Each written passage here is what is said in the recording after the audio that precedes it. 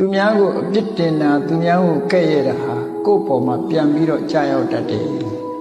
ကြီးမားတဲ့အပြစ်တစ်ခုပြန်လေကိုယ်ကြောက်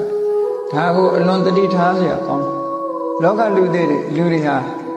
အပြစ်တင်တာလဲလွယ်လွယ်ကူနဲ့လုပ်တတ်တယ်ကဲ့ရဲ့တာလဲလွယ်လွယ်ကူနဲ့လုပ်တတ်တယ်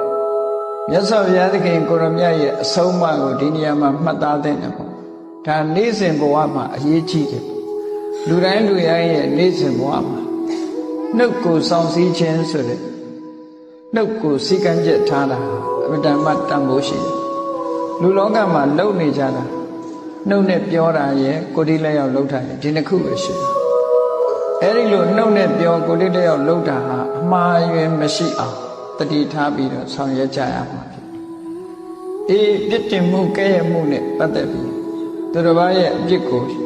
ရှုမြင်တဲ့ဟာရှုမြင်တိုင်းကောင်းသလား